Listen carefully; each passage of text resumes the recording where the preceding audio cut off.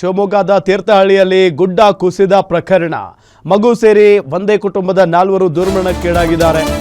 ಗಾಯಾಳು ಹನುಮಂತು ಮೆಗ್ಗಾನ್ ಆಸ್ಪತ್ರೆಗೆ ಶಿಫ್ಟ್ ಮಾಡಲಾಗಿದೆ. ಮಗು ಸೇರಿ ಒಂದೇ ಕುಟುಂಬದ 4 ದುರ್ಮರಣಕ್ಕೀಡಾಗಿದ್ದಾರೆ. ಗಾಯಗೊಂಡಿರುವಂತ ಹನುಮಂತು ಅನ್ನೋ ವ್ಯಕ್ತಿಯನ್ನ ಮೆಗ್ಗಾನ್ ಆಸ್ಪತ್ರೆಗೆ, ಶಿವಮೊಗ್ಗದ ಮೆಗ್ಗಾನ್ ಆಸ್ಪತ್ರೆಗೆ ದಾಖಲು ಮಾಡಲಾಗಿದೆ. ತೀರ್ಥಹಳ್ಳಿಗೆ ಕೂಲಿ ಕೆಲಸಕ್ಕಾಗಿ ಬಂದಿದ್ದಂತ ಕುಟುಂಬ ಇದು. ಕೊಪ್ಪಳದಿಂದ ಬಂದಿದ್ರಂತೆ ಹನುಮಂತು ಕುಟುಂಬ. ಎಂತ ನೋವಿನ ಸಂಗತಿ ನೋಡಿ. ಪಾಪ ಹೊಟ್ಟೆ ತುಂಬಿಸ್ಕೊಳ್ಳೋದಕ್ಕೆ ಊರು ಬಿಟ್ಟು ಊರಿಗೆ ಬಂದಿದ್ದಾರೆ.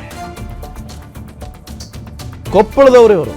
ಕೊಪ್ಪಳದಿಂದ ತೀರ್ಥಹಳ್ಳಿಗೆ ಕೂಲಿ ಮಾಡೋದಕ್ಕೆ ಬಂದಿದ್ದಾರೆ.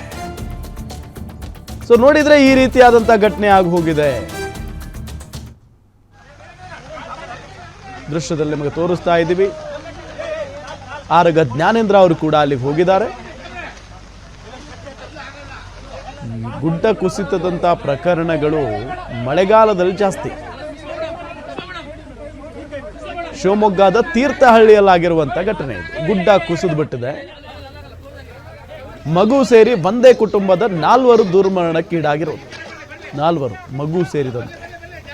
ಹೊಟ್ಟೆ ಉರಿಯುತ್ತೆ ಇಂಥ ಘಟನೆಗಳನ್ನೆಲ್ಲ ನೋಡಿದಾಗ. ಗಾಯಾಳು ಹನುಮಂತು, ಸೊ ಅವರು ಮಾತ್ರ ಗಾಯಗೊಂಡಿದ್ದಾರೆ. ಅವರನ್ನು ಈಗ ಆಸ್ಪತ್ರೆಗೆ ದಾಖಲು ಮಾಡಲಾಗಿದೆ. 28 ವರ್ಷ ವಯಸ್ಸು ಆತನಿಗೆ, ಹನುಮಂತುಗೆ. 3 ದಿನಗಳ ಹಿಂದೆ ಅಷ್ಟೇ ಕೊಪ್ಪಳದಿಂದ ಬಂದಿದ್ರಂತೆ ಇವರು, ಕುಟುಂಬ ಸಮೇತರಾಗಿ. 3 ದಿನಗಳಾಯ್ತು ಬಂದು.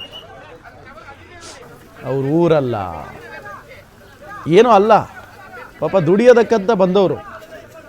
ಈಗ ಕುಟುಂಬನೇ ಕಳ್ಕೊಂಡಿದ್ದಾರೆ ಹನುಮಂತು. ಕೊಪ್ಪಳದಿಂದ ಬಂದು ತೀರ್ಥಹಳ್ಳಿಯಲ್ಲಿ ಕೆಲಸ ಮಾಡೋದಕ್ಕೆ ಬಂದಿದ್ರಂತೆ, ಕೂಲಿ ಕೆಲಸ. ಈ ಸಂದರ್ಭದಲ್ಲಿ ಆಗಿರುವಂಥ ಘಟನೆ ಇದು. ಗುಡ್ಡ ಕುಸಿತಕ್ಕೆ ಬಲಿಯಾಗಿದ್ದಾರೆ. ಗುಡ್ಡ ಕುಸಿತದ ಸ್ಥಳಕ್ಕೆ ತೀರ್ಥಹಳ್ಳಿ ಶಾಸಕ ಆರಗ ಜ್ಞಾನೇಂದ್ರ ಭೇಟಿ ಕೊಟ್ಟಿದ್ದಾರೆ. ಗಂಗಾವತಿ ತಾಲೂಕಿನ 3 ಮಣ್ಣಿನಲ್ಲಿ ಹೂತು ಹೋಗಿದ್ದಾರೆ. ಸಿಲುಕಿಕೊಂಡವರನ್ನ ಹೊರಕ್ಕೆ ತೆಗೆಯುವ ಕಾರ್ಯ ನಡೀತಾ ಇದೆ. ನಾನು ಸಹ ಬೆಳಗ್ಗೆನೆ ಧಾವಿಸಿ ಕಾರ್ಯಾಚರಣೆಗೆ ಸೂಚನೆಯನ್ನ ನೀಡಿದ್ದೇನೆ. ಘಟನಾ ಸ್ಥಳದಿಂದಲೇ ಸಿಎಂ ಡಿಕೆಶಿ ಜೊತೆ ಮಾತನಾಡಿದ್ದೇನೆ. ಮೃತ ಕುಟುಂಬಗಳಿಗೆ ಪರಿಹಾರ ಒದಗಿಸಲು ಕೋರಿದ್ದೇನೆ. ಈ ರೀತಿಯ ಘಟನೆಗಳು ಆಗಬಾರದು, ಆದರೆ ಪ್ರಕೃತಿ ಬಗ್ಗೆ ಹೇಳೋಕ್ಕಾಗಲ್ಲ. ಈಗಾಗಲೇ ಗುಡ್ಡದ ಪಕ್ಕದಲ್ಲಿ ವಾಸಿಸುತ್ತಿದ್ದ 8 ಕುಟುಂಬಗಳನ್ನ ಸ್ಥಳಾಂತರ ಮಾಡಲಾಗಿದೆ.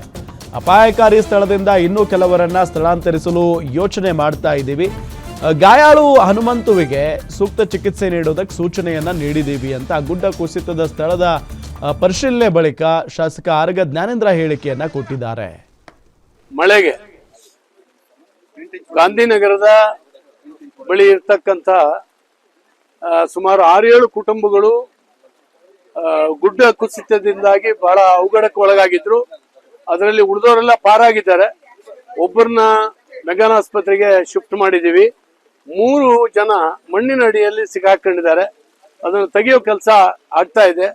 ಬೆಳಗಿನ ಜಾವ ಸುಮಾರು 3:30-3:45 ಅಷ್ಟೊತ್ತಿಗೆ ವಿಷಯ ಕೇಳಿದ ತಕ್ಷಣ ನಮ್ಮ ಫೈರ್ ಡಿಪಾರ್ಟ್ಮೆಂಟು, ಪೊಲೀಸು ಮತ್ತೆ ನಮ್ಮ ಮುನ್ಸಿಪಾಲಿಟಿ ಸಿಬ್ಬಂದಿ ಹಾಗೂ ಈ ಗಾಂಧಿನಗರದ ಸಾರ್ವಜನಿಕರು ತುಂಬಾ ವಿಶೇಷವಾದಂತ ಪ್ರಯತ್ನಗಳನ್ನ ಇದರಲ್ಲಿ ಮಾಡಿದ್ದಾರೆ.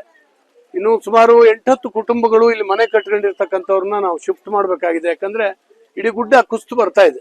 ಹಾಗಾಗಿ ಅದು ಅಪಾಯಕಾರಿ ಸ್ಥಿತಿನಲ್ಲಿ ಒಂದು 8-10 ಮನೆಗಳು ಇಲ್ಲಿದ್ದಾವೆ.